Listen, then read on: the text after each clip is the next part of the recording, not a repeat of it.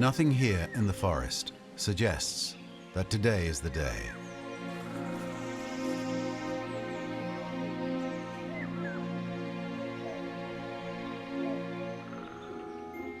There is no sign of the trouble brewing. And the wolf with golden eyes, does he know what's to come?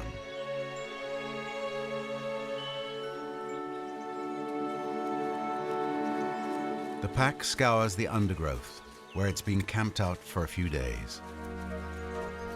They look for treats to tide them over until the next hunt, some dormice or voles. The wolf with golden eyes is 2 years old. He was born into this pack and grew up with it. But this morning, he decides that it's time to make a big move.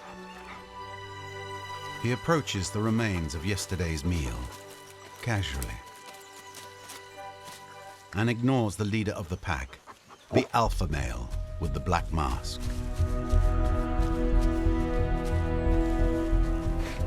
He helps himself first, breaking protocol. Only the alpha male decides when the pack may eat. His subordinates intervene, but it's up to him to settle the score. Now it's Black Mask versus Golden Eyes.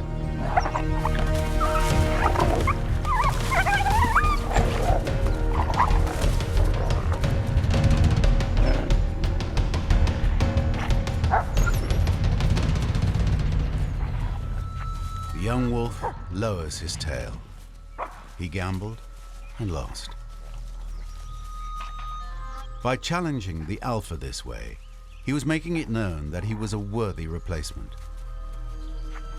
But from now on, it's exile for him. Returning would be a death sentence. Here in the forest, a chapter is closing, but another is already taking shape.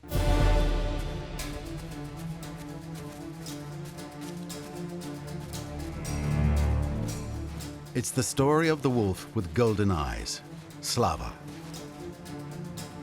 A lone wolf seeking a new pack. He will cross all of Europe, from Romania all the way to Spain. But what will this amazing journey cost him? If he is left alone, he will die. Will he be accepted by another pack? And how will he forge a path between the two deeply clashing worlds? Civilization on one side, and wildlife on the other. Who will his enemies be?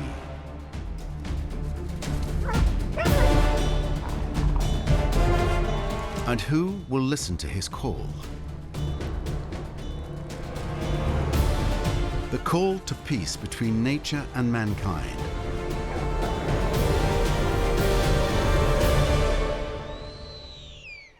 The call brought to us by Slava, the wolf with golden eyes.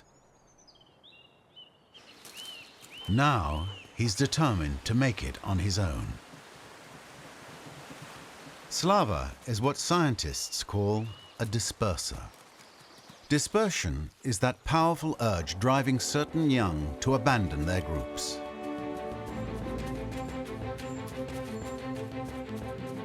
When it's time for Slava to leave, he does so instinctively, without knowing why.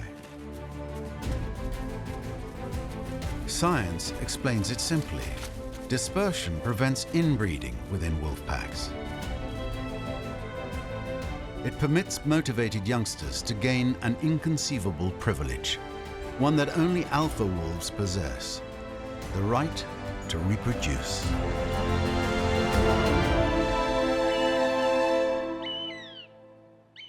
Slava was born in a Romanian forest near Brașov. For young wolves, leaving the pack is a dangerous gamble. Most dispersers die in exile. A fact Slava is unaware of.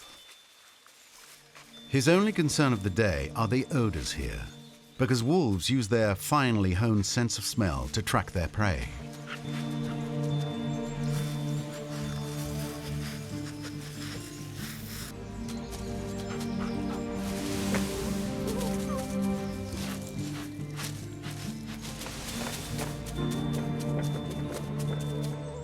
Despite his hunger pangs, he's put off by the badger's stench.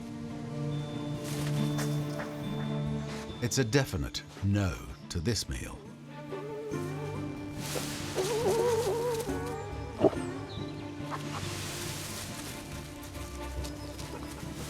With 40 times more olfactory neurons than we have, his sense of smell is so acute that he can read the forest like an open book.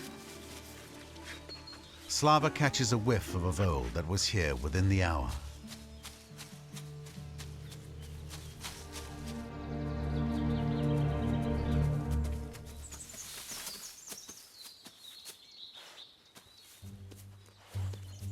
Strange path.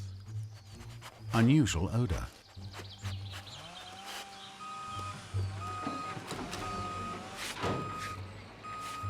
Even the sounds are different. What to make of this peculiar forest?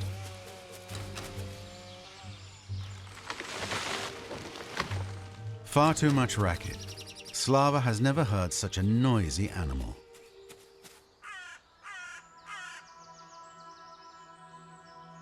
"5 days on the trail and 200 kilometers lie between him and his former pack. He's now entering unknown territory. But his needs are the same: hunt and eat. Slava has eaten nothing since his departure.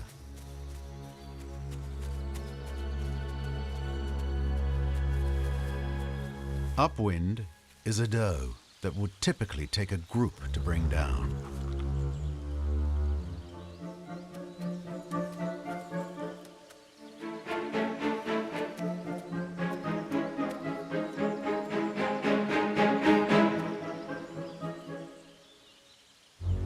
Slava is alone, but he's famished.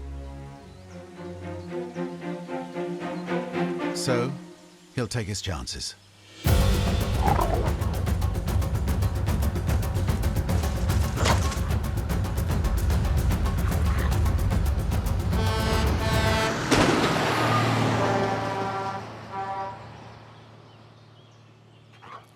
Who is this predator so powerful that it can fell its prey with a single blow, but won't take it with him?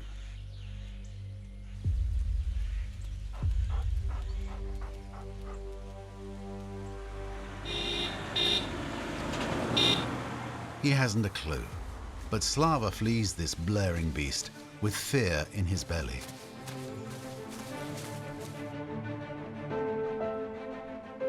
It's a belly far too empty for a carnivore in need of calories.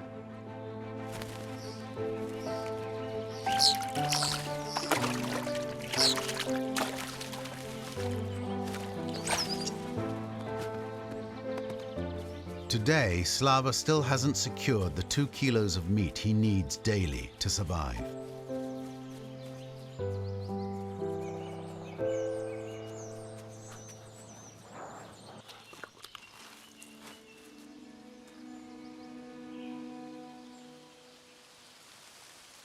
The young wolf is exhausted.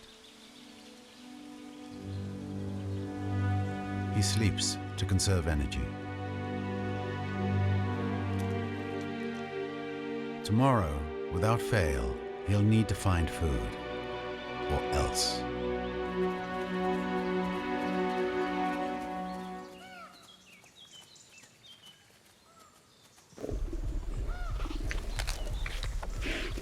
When prey is scarce, why not freeload?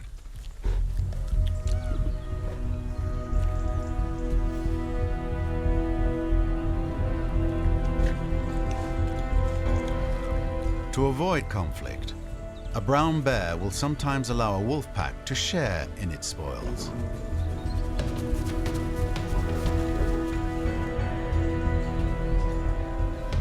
Slava knows that he's outmatched, but he has to take a risk.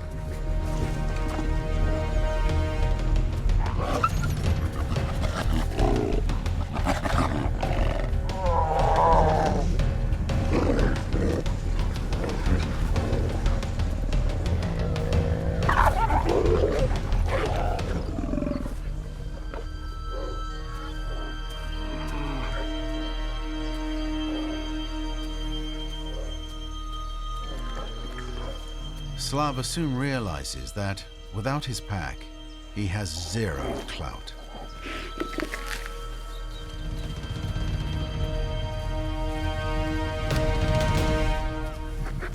At some point in their journeys, dispersers like Slava know instinctively that survival depends entirely on rejoining a pack.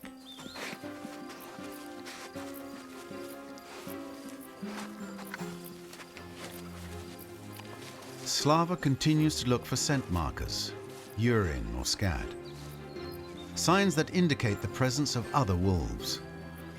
Without them, he'll never get enough to eat.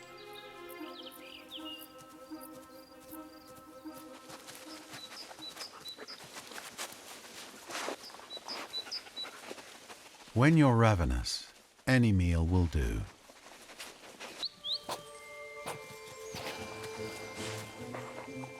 But prickly creatures are, by nature, tough to approach.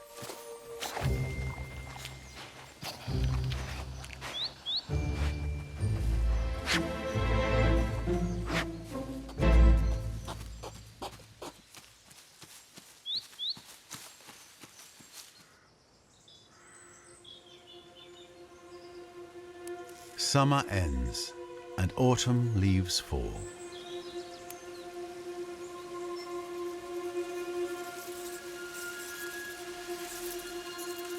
And Slava is still here.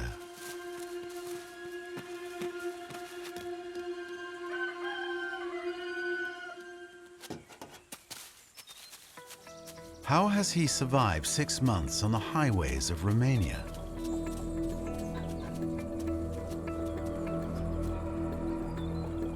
He's discovered a bit about this strange new world.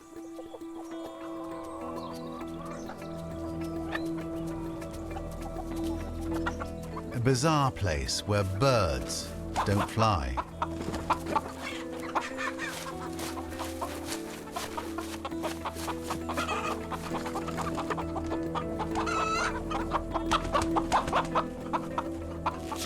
No longer on home turf, he's learned how to raid others to feed himself.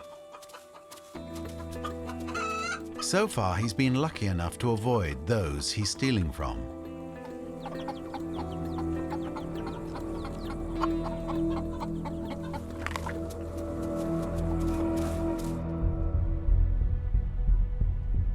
This morning, Slava is leaving the Romanian forest.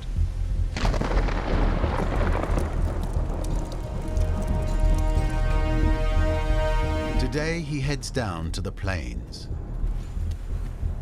It's his first encounter with creatures that exhibit some strange behavior.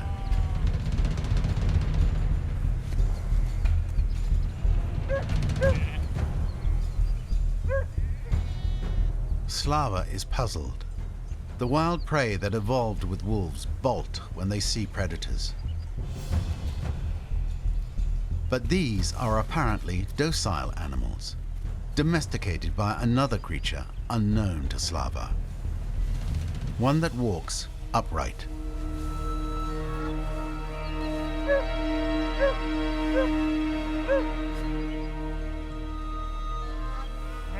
Reflected in their eyes are thousands of years of conflict and innate mutual fear.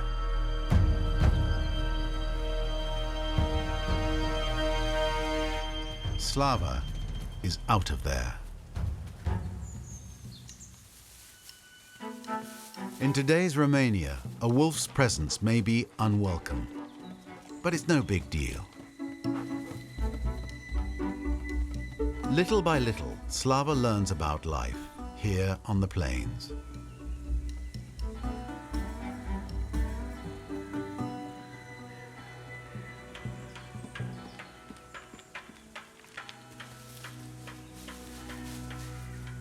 There are sounds he's never heard.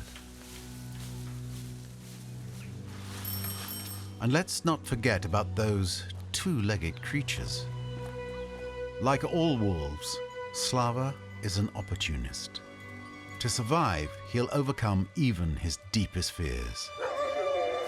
Though maybe not during the day. Nighttime is wiser.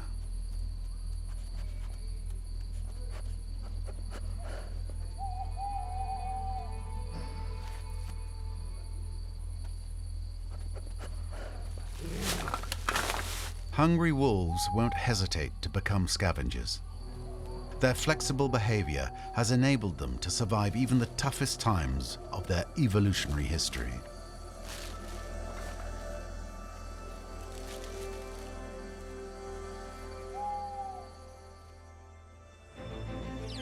As a true opportunist, Slava therefore managed to survive. And here he comes, to the Danube.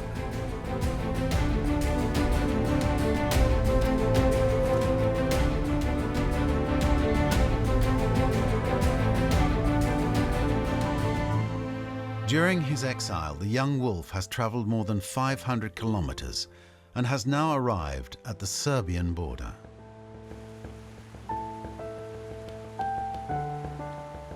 He finds a bridge and crosses the big river.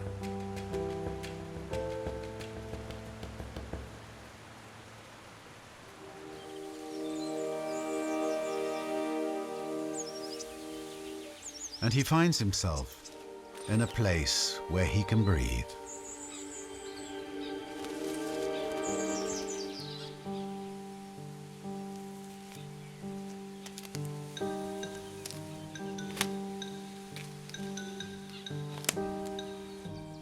Slava has happened upon a Serbian nature reserve.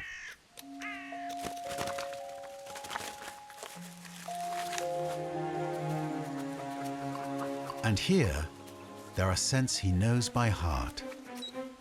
In the underbrush, at last, a wolf pack.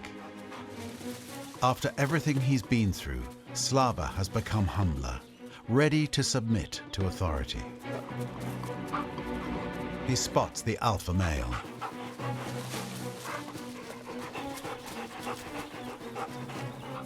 Slava's posture says he's not trying to take his place. He just wants to be a part of the clan.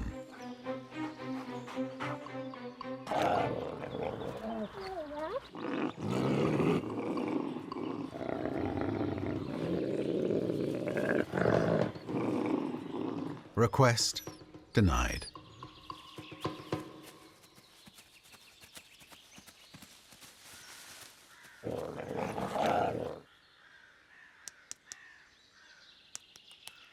There's enough food here to feed the pack, but not to share with even one more wolf.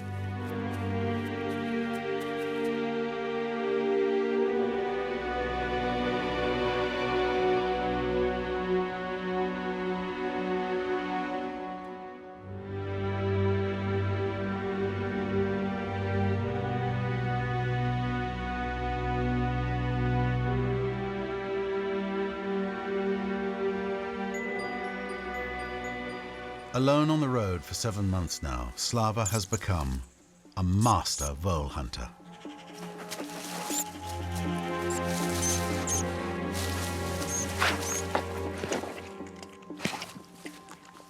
Modest prey for a wolf, but vital for his survival.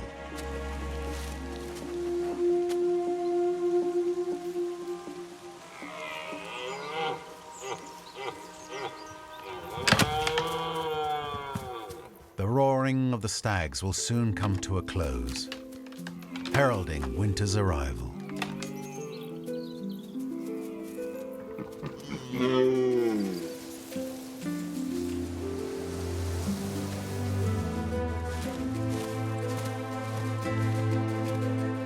Slava sets out to storm the mountains of Serbia, still very much alive, at least for now. Because braving the winter alone is a nearly impossible feat.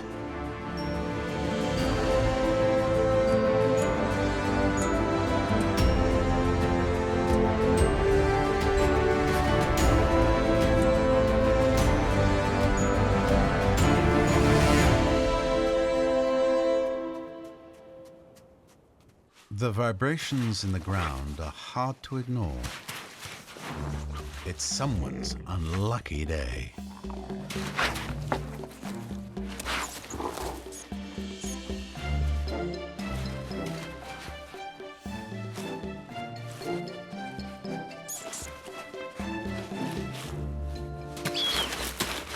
But this morning, a chance encounter will change everything. A crow hidden nearby, cawing loudly.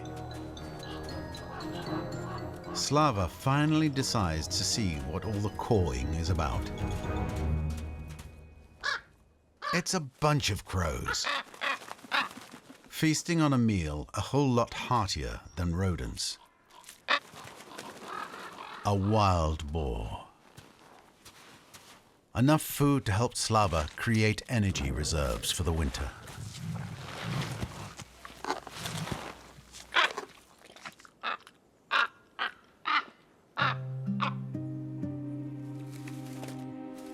A number of studies have shown that wolves and crows can, indeed, work together.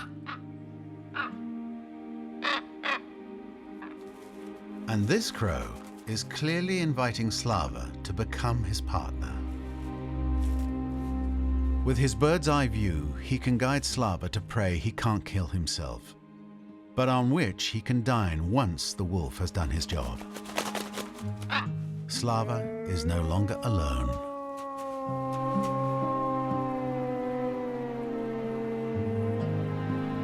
He howls with delight that two can be a pack, even if it's fanged and feathered.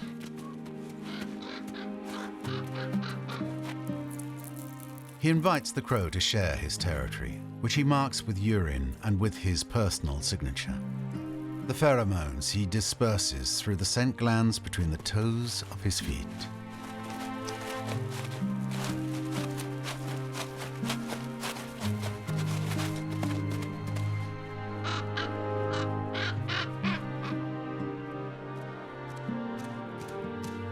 But the beginning of any relationship is a balancing act. They have to get to know each other. The crow tests Slava, leading him to his favorite prey, a stag.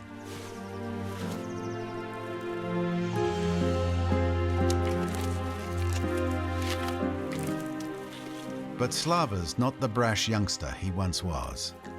The deer's enormous antlers could kill him.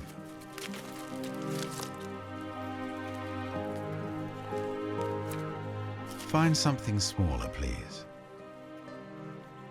Really?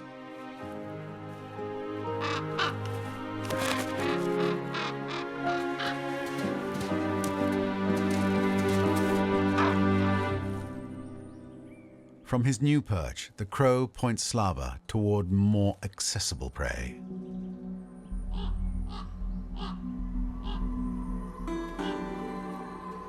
What a mouth-watering sight. Slava knows that this time, he's got this.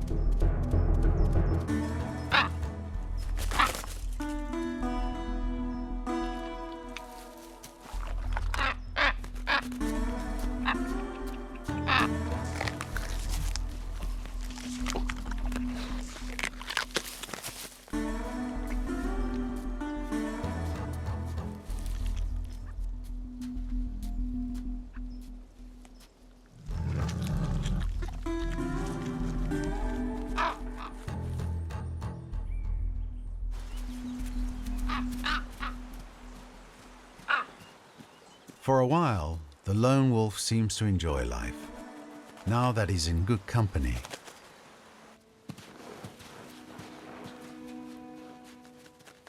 But after a few weeks, he realizes that what he's really missing is the company of wolves.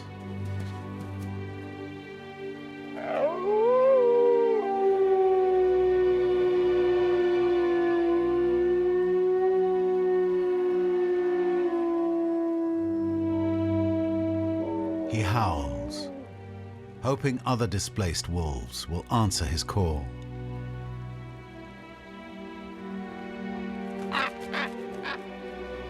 Plaintive cries that pierce the winter silence.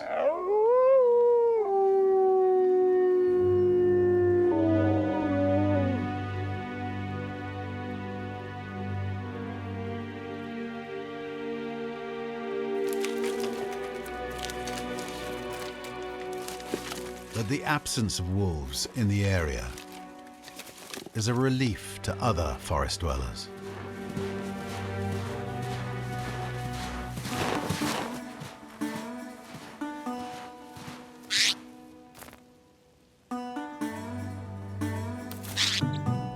The first thaw arrives.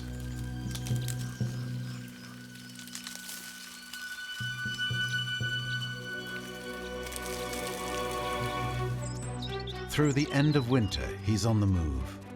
Through 9, 10, and finally 11 months of exile. Finally, spring is here. Everyone's hungry. Hungry for life and for all the promises of spring. 1 year into his journey, Slava is leaner, but still ready to take on the world.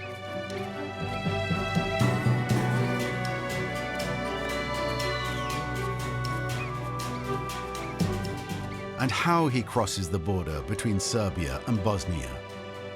Making his way through nature reserves, up mountains and across forests, he arrives in Croatia.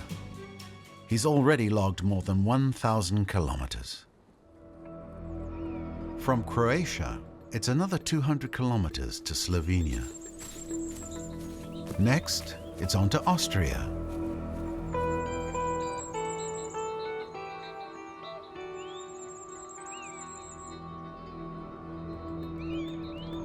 And finally, Italy.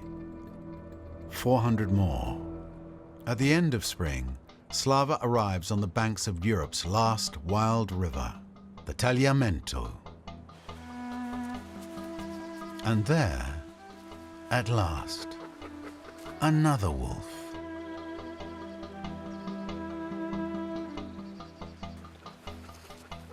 Well, not just any wolf. It's a female, all alone, without a pack, just like him.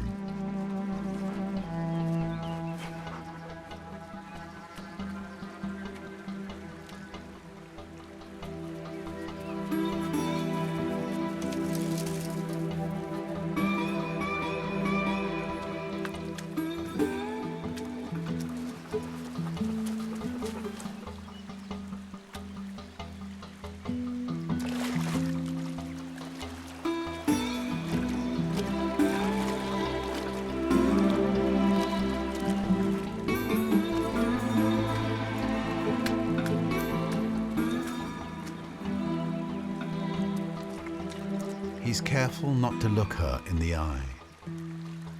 Wolves consider direct eye contact a sign of aggression.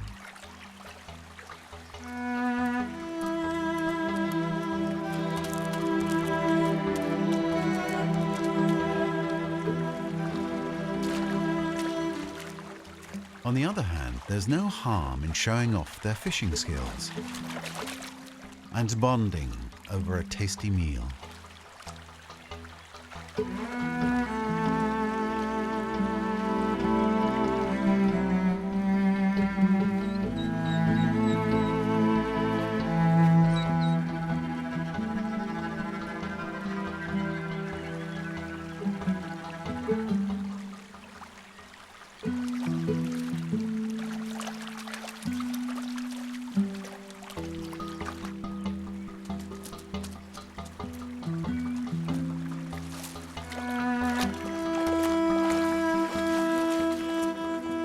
This is how the king of the vole hunters will court the queen of the trout fishers.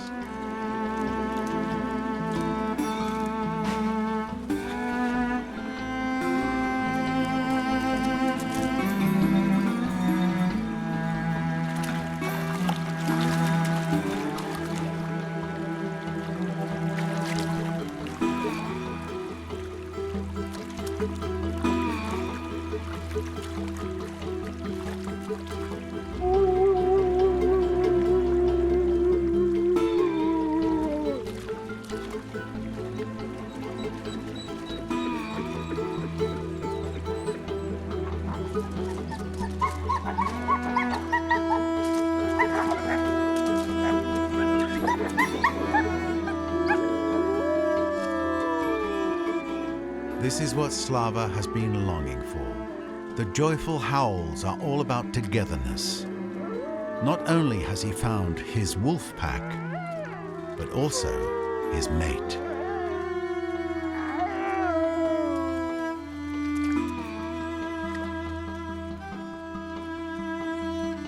Like all wolves, Slava will mate for life.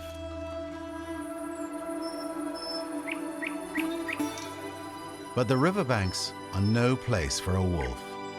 He must move on, again. Because wolves thrive best in the forest.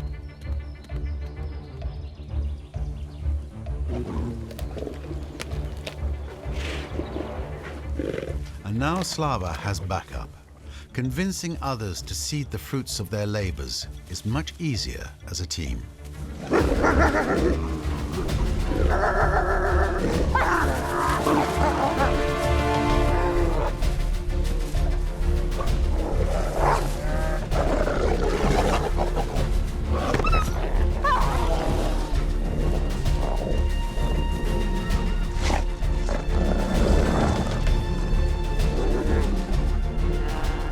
The bear tries to salvage what he can, but finally gives up.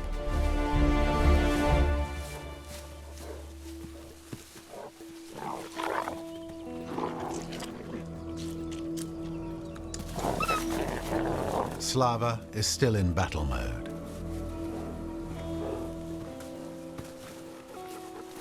The adrenaline rush will soon subside. But at a primal level, something inside him has awakened, and he's changing.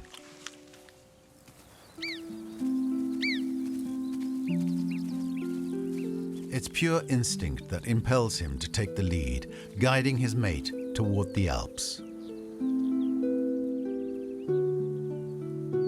Together, they cross Italy. They carry within a drive that all wolves share, to conquer new territories. They follow a path Italian wolves used more than 20 years ago to travel to France, where their species would disappear.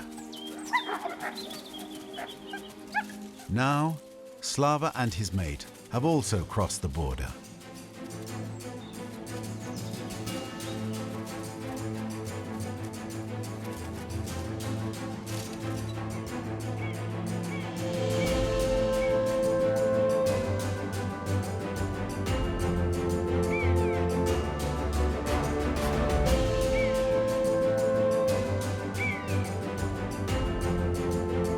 Something has changed in Slava. He's now the one protecting his pack, deciding where to go, when to move on, who to hunt. Slava has become an alpha male.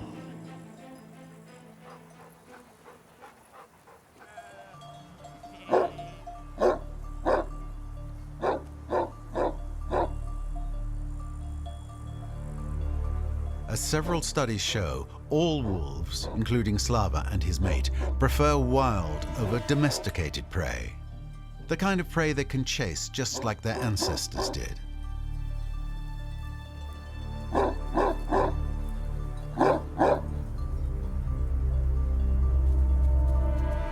Hopefully, enough wild prey still survive.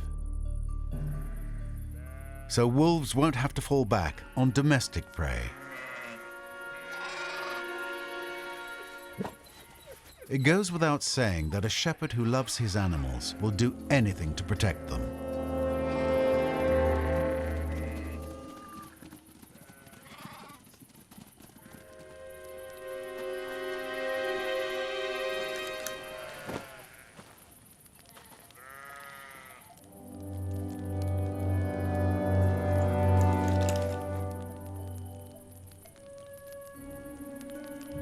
But that night, he looked into the wolf's golden eyes.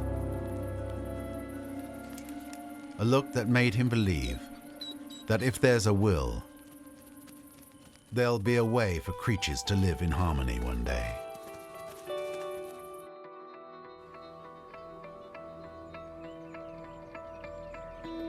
The resurgence of wolves can be catastrophic for small farmers.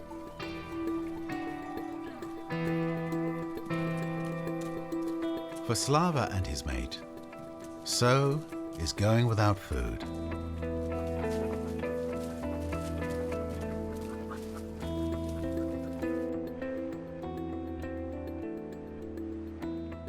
The wolves continue to travel the Alps, searching for a home full of wild prey. This nature reserve seems perfect. But apparently, it's already occupied by a wolf pack with a litter. There's ample prey here. Without it, the alpha male and his mate would never have produced cubs. But are they willing to share with 2 more wolves?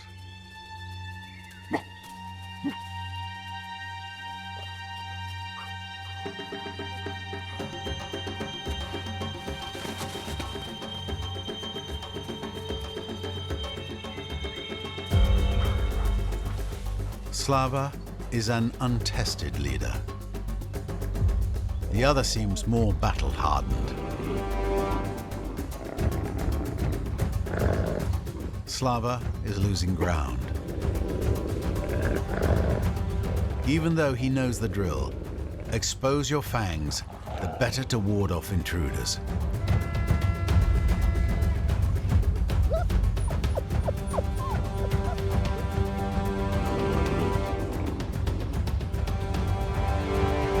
But other trespassers are coming.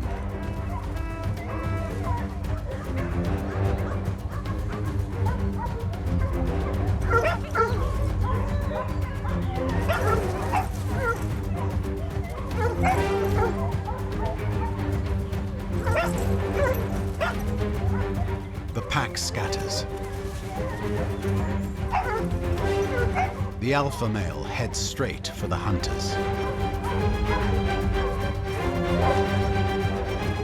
Slava and his mate take off in the opposite direction. It's not their job to protect this litter.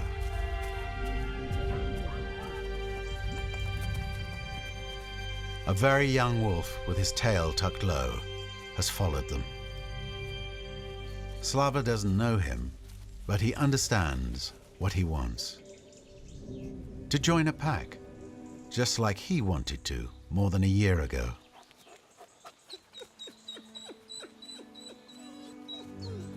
But will this wolf be a threat?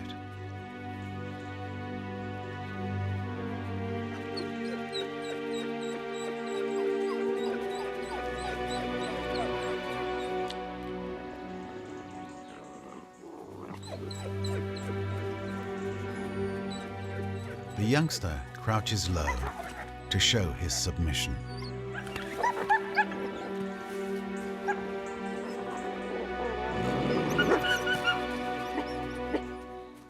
All he wants is to be part of Slava's pack.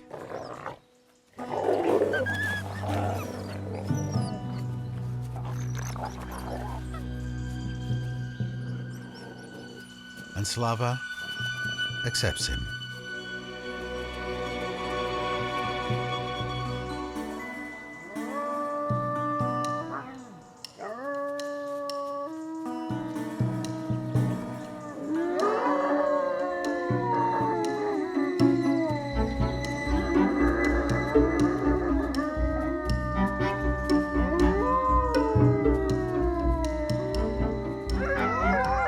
Wolves howl together to declare their solidarity and to identify every voice. They howl to let other packs know that they're strong, now that they are 3.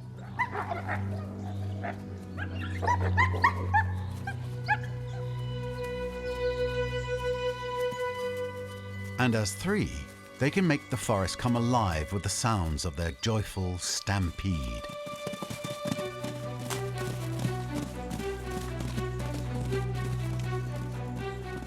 It's the kind of music that celebrates an untamed world.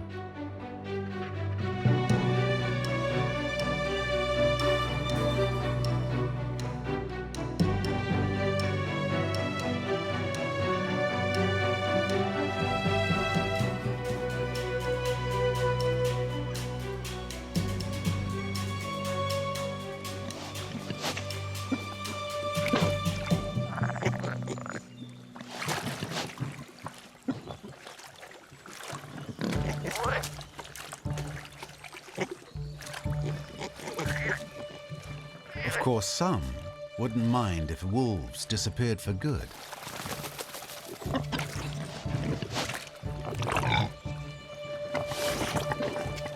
Aside from hunters, there's nothing much here to interfere with the cushy lifestyle of wild boars.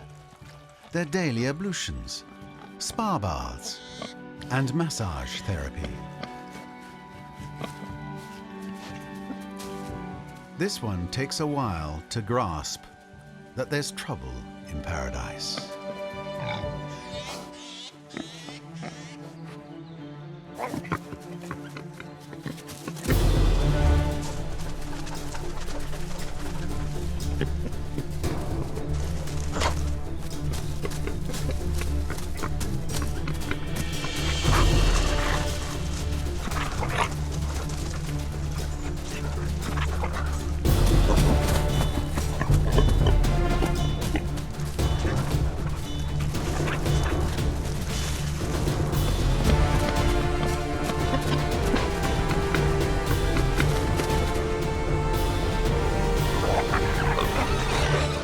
The deadly bite is so violent that prey sometimes die of cardiac arrest.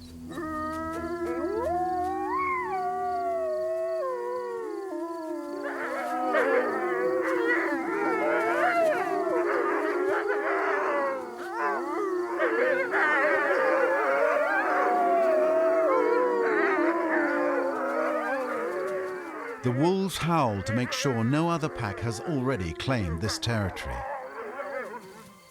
No one howls back.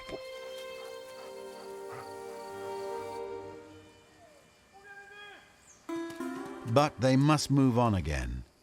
Here in France, when breeders report losses due to wolves, the law permits them to kill 40 of them.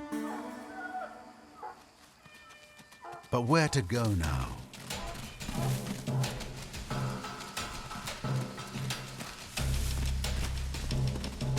And how to get there?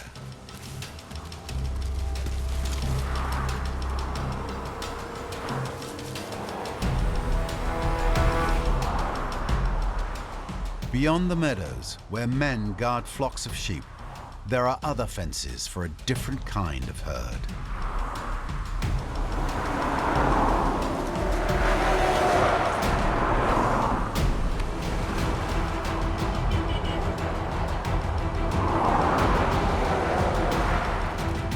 Slava leads his pack. His newest recruit is terrified.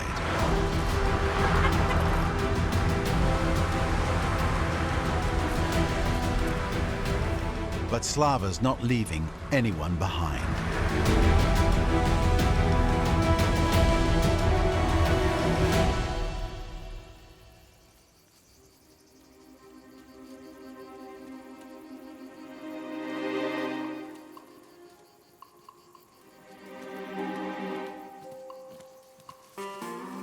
The band of three manages to reach Mercantour National Park.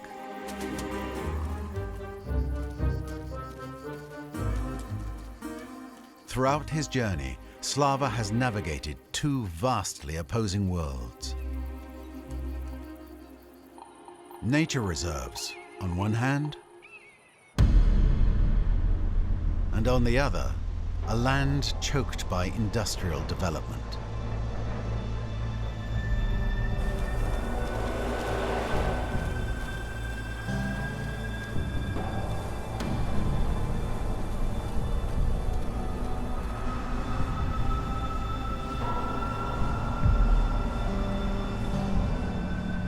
A year after leaving Romania, Slava reaches Fos-sur-Mer.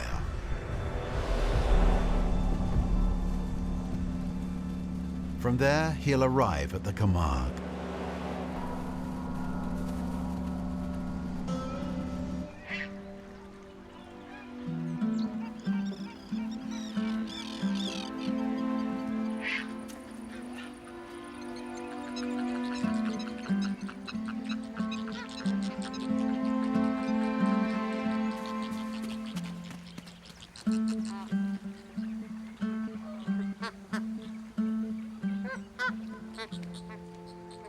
Little by little, like other wolves, Slava is reclaiming land from which he was once banished by man.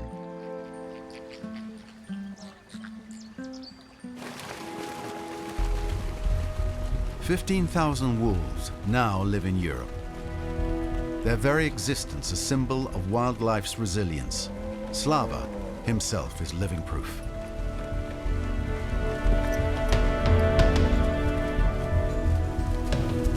The three wolves could easily bring down a bull. But not if anyone here can help it. Slava could be stopped by dogs, or electric fences, or holding pens, or by these wranglers. Hey!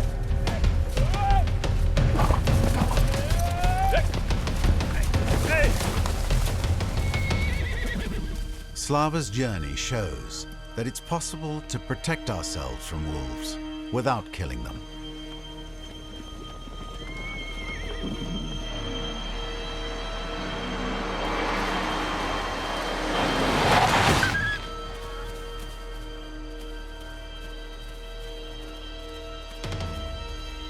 But accidents happen. It's the end of the road for the young male wolf.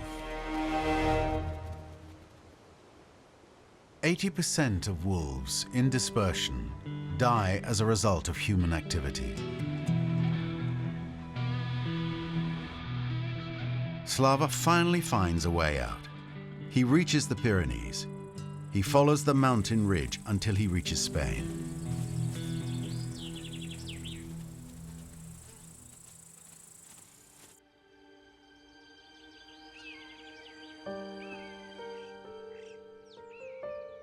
It's here in the Cantabrian Mountains that Slava would finally make his home.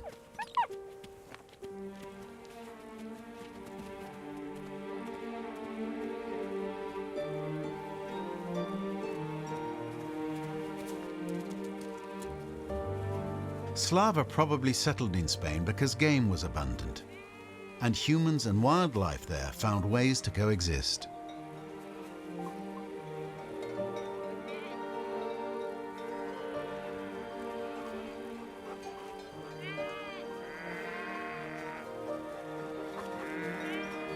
Some sheep farmers now opt for smaller flocks, easier to keep an eye on.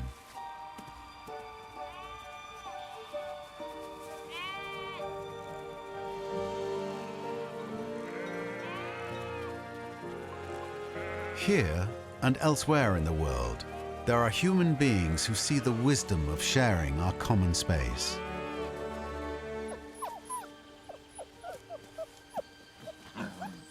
In the forest, life is flourishing.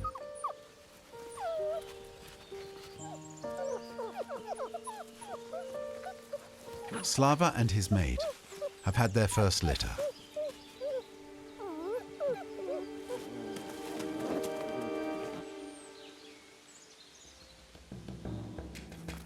When they're grown, some of their young will stay with the pack and help them raise the next litter. Others will be fearless enough to seek the right to reproduce. And one day, like Slava, they'll risk it all and break away.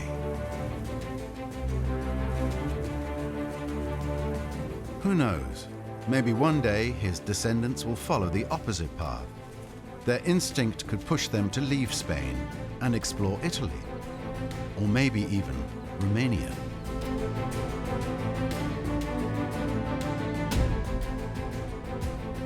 In any case, for humans and wildlife to live in harmony, a world of new ambassadors is here, all thanks to the wolf with golden eyes.